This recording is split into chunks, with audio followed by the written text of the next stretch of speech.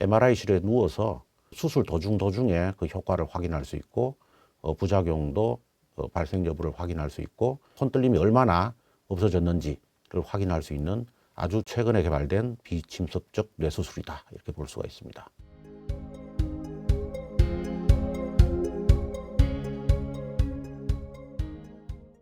안녕하세요. 오늘의 동아산 건강강좌 주제는 파킨슨 병의 최신 치료입니다. 저는 서울아산병원 신경외과 전상용 교수입니다. 여러분들 파킨슨 병에서 수술적 치료를 한다는 것은 다들 잘 아실 것이라고 봅니다. 최근에 이 파킨슨 병의 수술에서 몇 가지 새로이 발전된 내용이 있어서 그에 대한 말씀을 소개를 드리고자 합니다. 먼저 그 파킨슨 병은 무엇인가 하는 것입니다. 이 그래프는 우리 보건복지부에서 그 파킨슨 병과 치매에 대해서 그 증가율을 보여주는 그래프를 작성을 한 것인데요. 이 초고령화 사회를 앞둔 한국에서 이 파킨슨 병과 치매가 아주 급속도로 그 환자분 수가 증가한다는 사실을 알 수 있습니다. 그런데 중요한 것은 파킨슨 병은 알츠하이머 병보다 10년 내지 15년 일찍 발병하는 경향이 있습니다. 그래서 50대 후반에 인생의 전성기이거나 아직 할 일이 남아있는 그 시기에 파킨슨 병이 대부분 발생한다 하는 안타까운 사실입니다.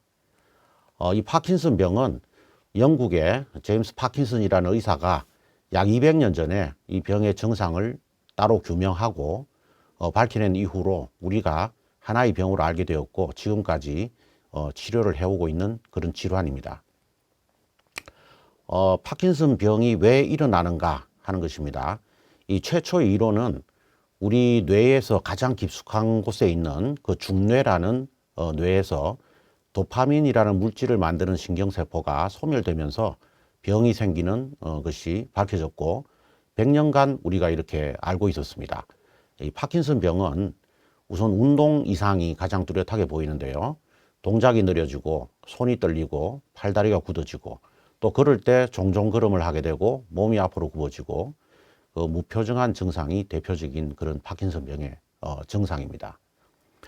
그러다가 30년 전에 파킨슨 병이 발생하는 원인이 알파 시누클레인이라는 뇌 속의 단백질이 잘못된 형태로 뇌 속에 축적이 되어서 이 병이 나타나고 더욱더 진행된다. 이런 사실이 새로 밝혀졌습니다. 그러다가 한 5년 전에 우리 뇌 속에는 신경세포와 교세포의 세포들이 있는데요. 그 교세포 중에서도 성상교세포, 에스트로사이트라는 이 세포가 신경염증이나 미세교세포 등에 의해서 만들어지면서 리액티브 에스트로사이트로 만들어지면서 도파민 신경세포가 억제가 되고 또한 이 반응성 성상교세포가 활성산소를 만들고 또 비정상 알파시누클레인을 전파시켜서 병이 더욱더 진행한다. 이런 새로운 사실이 밝혀졌습니다. 그래서 이 파킨슨 병은 최초에 그 발생 원인이 도파민 분비 신경세포의 소멸이다. 이런 간단한 질환으로 알고 있다가 최근에 비정상 알파시누클레인이 응집이 되고 활성화 미세교세포가 또 활동을 하고 반응성 성상교세포가 그 원인이 작용을 한다라는 아주 복잡한 병태 생리가 밝혀짐에 따라서 단순한 1차 방정식의 병태 생리가 아니라 파킨슨 병은 이제 아주 고차 방정식의 복잡한 병태 생리다 이렇게 알려지고 있습니다. 다음은 이제 파킨슨 병의 수술에 대해서 알아보겠습니다. 파킨슨 병은 언제 그러면 수술을 하는가인데요. 파킨슨 병은 약물 치료가 초기에 매우 효과가 있는 그런 질환입니다. 그래서 약물 치료를 하면 5 내지 10년 정도는 아주 치료 효과가 좋게 지낼 수 있게 되는데요. 그렇지만 이 약물 치료가 지속이 되면서 효과가 감소하게 되고 약물에 의한 부작용이 나타나는 경향이 있습니다. 그래서 약물의 증상이 더 이상 잘 치료되지 않거나 약물의 효과가 갑자기 없어지는 등 복용 시간을 맞추기 힘들 때 또는 약물 복용과 관련하여 몸이 춤추듯이 흔들리는 이상운동 부작용이 나타날 때 이제 파킨슨 병에 대해서 수술을 고려하게 됩니다. 수술 방법인데요. 뇌에 전극을 심고 배터리를 연결하는 뇌신부 자극술, 딥브레인 스티뮬레이션, 줄여서 DBS라는 수술을 하게 됩니다. 최근에는 이 뇌신부 자극술이 좀 더 정밀하고 수술받기 편안한 방향으로 발전되고 있고, 뇌신부 자극술 이외에 더욱더 비침습적 수술법이 개발되었습니다. 초음파 뇌수술이라는 방법인데요. 이에 대해서 좀 말씀을 드리겠습니다. 먼저 뇌신부 자극술은 이렇게 수술 받기 전에 환자분이 머리에 고정하는 프레임을 쓰게 됩니다. 수술할 때 그 좌표 계산을 하기 위해서 이 프레임을 쓰고 MRI를 이처럼 찍게 되는데요. 이게 이제 MRI를 찍고 있는 모습입니다. MRI를 찍고 나서 이 MRI 영상과 컴퓨터를 이용해서 전극을 뇌에 삽입할 위치와 경로를 계산하게 됩니다. 이렇게 뇌에 그 전극을 삽입할 좌표를 계산을 하고, 또 어디서부터 어떤 각도로 전극을 삽입할지를 이렇게 경로 계산까지 마치고 수술을 하게 됩니다. 이 수술은 국소 마취 하에 환자분은 깨어 있는 상태로 여기에 신경외과 의사가 뇌에 전극을 삽입하고 있고요.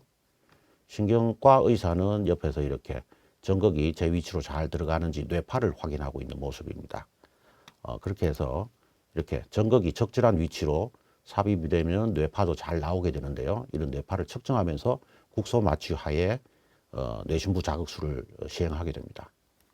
그래서 먼저 이 테스트용 아주 미세한 전극을 먼저 심어서 뇌파도 측정하고 뇌에 전기 자극을 해서 치료 효과가 잘 나타나는지 확인하게 되고요.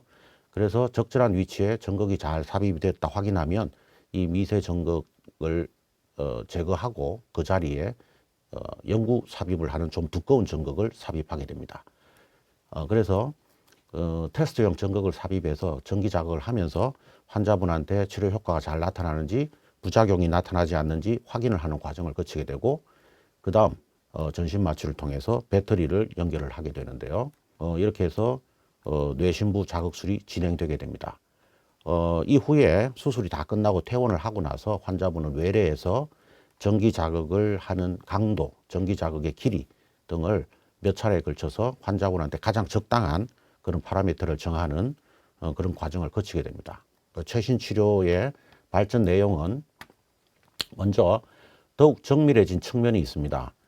수술 중에 오암이라는 그런 장비를 사용해서 수술 도중에 환자분이 움직이지 않고 수술 받는 자세 그대로 CT를 촬영해서 삽입하고 있는 뇌 전극이 수술 전에 계산해 놓은 그 위치로 정확하게 삽입이 되고 있는지를 확인을 할 수가 있습니다. 또 삽입된 뇌 전극이 기존에는 일률적인 원형 자극을 했는데 최근에는 원하는 방향으로, 한쪽 방향으로 자극할 수 있는 방향성 전극으로 발전됐기 때문에 자극이 더욱더 정밀해졌다, 이렇게 볼 수 있습니다. 그 다음 환자분의 입장에서는 수술받기 더 편안한 방법으로 발전이 됐습니다.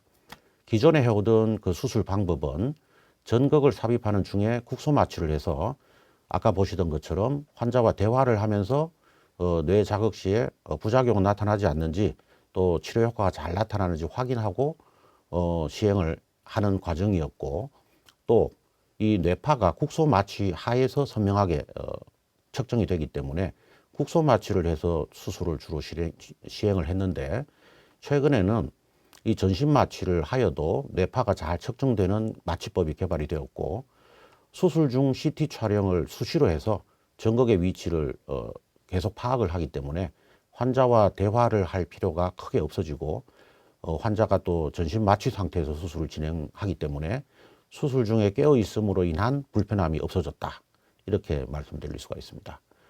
그 다음 뇌신부 자극술 이외의 비침습적 수술로 초음파 뇌수술이 개발이 되었습니다. 정확한 이름은 MRI 유도하 집속 초음파 뇌수술입니다. 약자로 MRGFUS라고 부르는데요.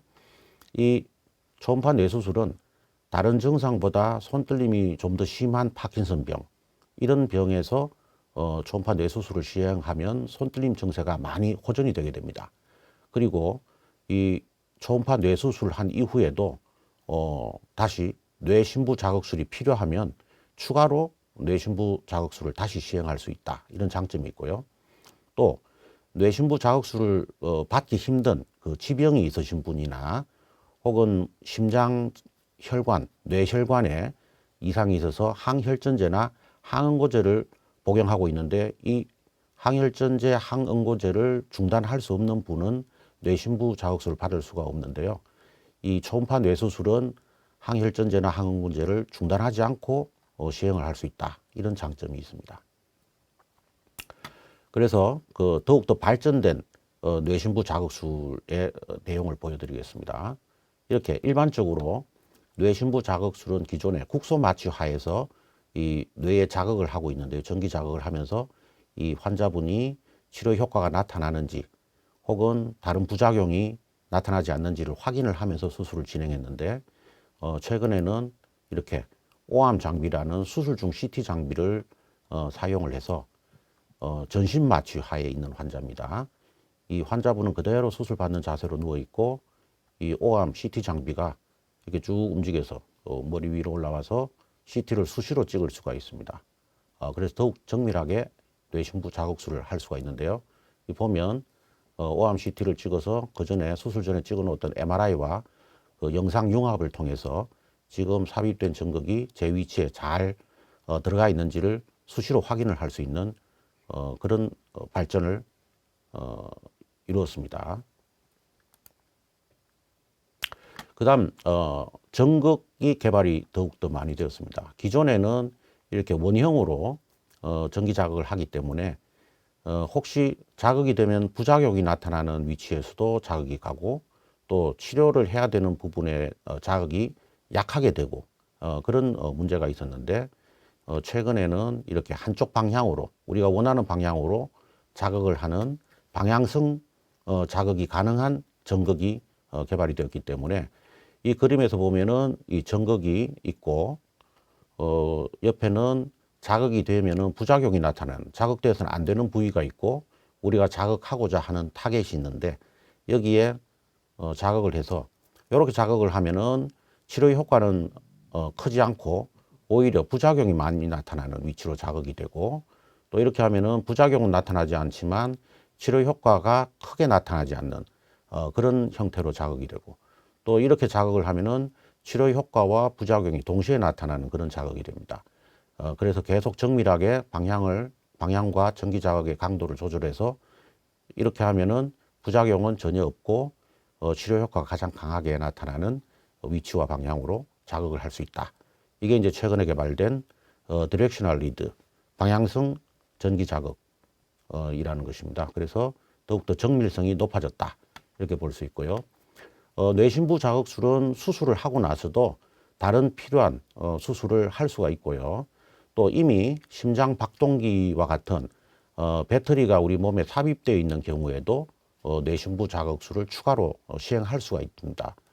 이 분을 보시면 기존에 그 심장 박동기를 갖고 계신 분인데 파킨슨 병이 심해져서 뇌신부 자극술을 추가로 이렇게 했습니다. 조심해서 잘 시행을 할 수가 있고요. 또 이분 같은 경우에는 파킨슨 병과 척추 측만증이 동시에 있었는데 파킨슨 병이 심해져서 뇌신부 자극술을 먼저 받았고요. 그 이후에 측만증과 협착증이 심해져서 이 척추 수술을 크게 받으신 분입니다. 조심해서 수술을 하면 뇌신부 자극술을 받으신 분에도 다른 필요한 수술을 대부분은 할 수 있다.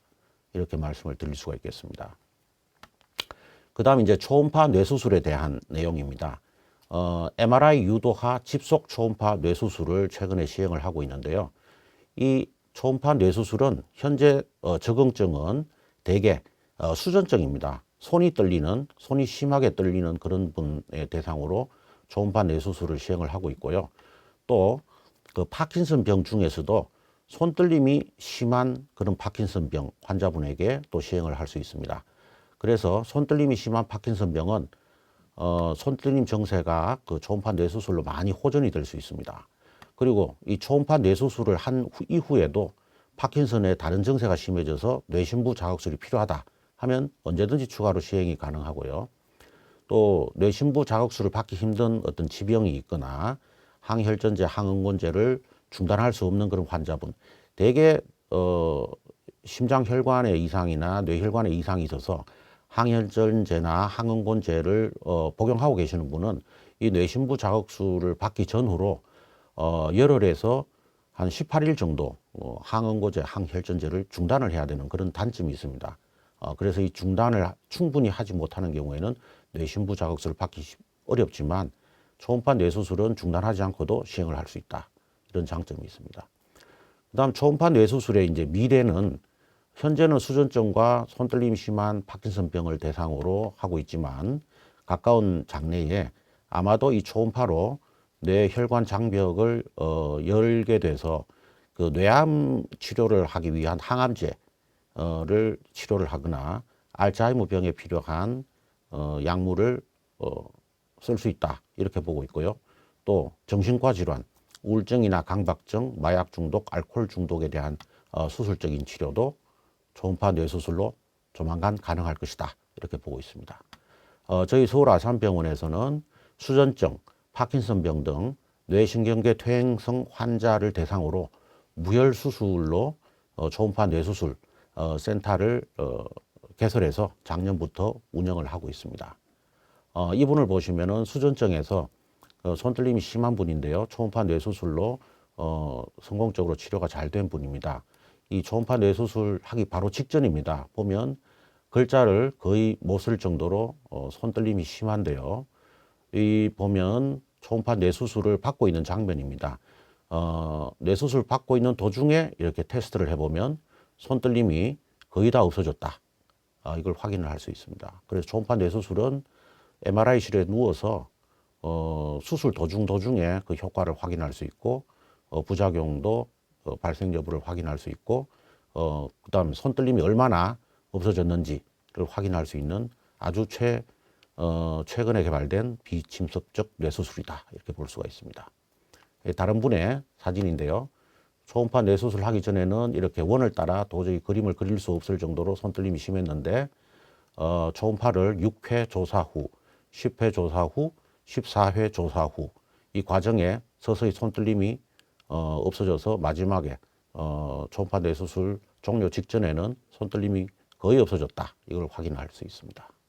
이렇게 이제 초음파 뇌수술 직전에 MRI를 보면은 이렇게 보이고요. MRI 상에서 별다른 이상이 없는 게 또 수전증의 특징입니다. 초음파 뇌수술 도중에 이렇게 초음파에 의해서 뇌의 중심부, 손떨림의 원인이 되는 시상에 이렇게 소작이 잘 되었다 확인할 수 있고요. 초음파 뇌수술 끝나고 그 다음 날입니다. 퇴원 직전에 MRI를 찍어보면 더 선명하게 초음파에 의해서 시상 소작술이 성공적으로 잘 이루어졌다 확인을 할 수가 있습니다. 그러면 수전증에서 초음파 뇌수술을 하고 그 치료는 어떤 정도로 좋은가를 간단히 말씀을 드리겠습니다. 초음파 뇌수술을 하고 수개월 동안에 걸쳐서 손떨림이 약간 살아나는 그런 특성이 있습니다. 그래서 수술하고 한 1년 후부터의 그 결과가 계속 이제 치료 결과로 지속이 되게 되는데요. 대개 수술 전에 비해서 70% 내지 80% 정도 수전증, 손떨림이 없어진 상태로 지속이 된다 이렇게 볼 수가 있고요. 그래서 환자분은 초음파 뇌수술 하기 전에 혼자서 물을 못 마시거나 식사를 못 할 정도 혹은 글씨를 못 쓸 정도로 심했던 손떨림이 초음파 뇌수술을 성공적으로 마치고 나면 혼자서 물 마시기, 식사하기, 또 글쓰기 이런 걸 아주 편안하게 잘 하실 수 있는 그런 상태로 치료가 된다 이렇게 말씀을 드릴 수 있습니다. 그런데 모든 분을 다 초음파 뇌수술을 할 수가 없고요. 할 수 없는 경우가 있습니다. 두개골 밀도 비율이 아주 중요한데요. SDR이라고 부릅니다. 이 두개골 밀도 비율이 0.4 이상이 되어야 초음파 뇌수술을 효과적으로 할 수 있다 이렇게 보고 있고요. 두개골 밀도 비율이 낮을 경우에는 초음파에 의해서 효과적으로 뇌 소작이 힘들기 때문에 치료가 잘 안 되거나 치료를 하더라도 재발률이 좀 높다 이렇게 보고 있습니다. 그래서 두개골 밀도 비율이 뭔가 하는 걸 보여드리면요. 이렇게 우리 두개골의 그 바깥쪽 표면의 두개골의 밀도와 그 안쪽의 밀도가 서로 다릅니다. 그래서 밀도차가 크면 초음파가 반사가 잘 되기 때문에 이분처럼 두개골 밀도 차가 큰 분 0.4, 0.34인 경우에 초음파 뇌수술이 힘들다 보고 뇌신부 자극술을 받으셨고요. 이분 같은 경우에는 두개골 밀도가 바깥과 안이 차이가 거의 없습니다. 그래서 두개골 밀도 비율 SDR 0.5 정도로 해서 초음파 뇌수술을 아주 성공적으로 잘 받았던 분입니다. 그래서 초음파 뇌수술을 할 것인가 말 것인가 할 때는 CT를 찍어봐서 사전에 두개골 밀도 비율을 측정을 해서 결정을 하게 됩니다. 마지막으로 요약을 말씀드리면요. 파킨슨 병은 수십 년에 걸쳐서 병이 생기는 원인에 대해서 계속적으로 밝혀지면서 이론이 조금씩 변화하고 있는 질환입니다. 병에 대한 원인이 조금씩 변화되고 많이 알게 되니까 그게 맞는 또 치료법이 계속 연구되고 있는 과정이고요.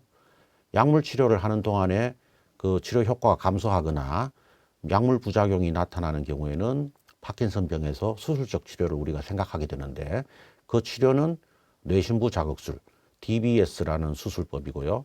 이 뇌신부 자극술은 최근에 더욱더 정밀해졌습니다. 예를 들면 수술 중 그 CT를 찍어서 MRI와 영상 융합을 통해서 전극이 뇌의 원하는 위치에 정확하게 잘 삽입되고 있는지 확인할 수가 있고 또 수술 후에 전기 자극을 방향성을 주고 전기 자극을 할 수 있는 전극이 개발되어서 더욱더 전기 자극이 정밀해졌다 이렇게 말씀드릴 수 있고요. 또 환자분 입장에서는 그 전에 수술 중에 효과를 보기 위해서 국소 마취 하에서 수술을 했지만 최근에는 전신 마취 하에 수술을 진행할 수 있게 되었기 때문에 더욱더 수술 받기 편한 수술법으로 발전되었다. 이렇게 말씀드릴 수가 있습니다. 그리고 최근에 뇌신부 자극술보다 더욱더 비침습적인 초음파 뇌수술이 개발되었는데 이 초음파 뇌수술은 주로 수전증의 치료에 사용되고 파킨슨 병 중에서도 손떨림이 심한 경우에는 뇌신부 자극술보다 먼저 초음파 뇌수술을 적용해 볼 수가 있고 초음파 뇌수술 후에도 필요하면 뇌신부 자극술은 또 시행이 가능하다. 이렇게 말씀드릴 수 있겠습니다. 지금까지 파킨슨 병의 최신 치료에 대해서 알아보았습니다. 증상이 발견되면 즉시 전문의와 상의해서 적절한 치료를 받으시기 바랍니다. 감사합니다.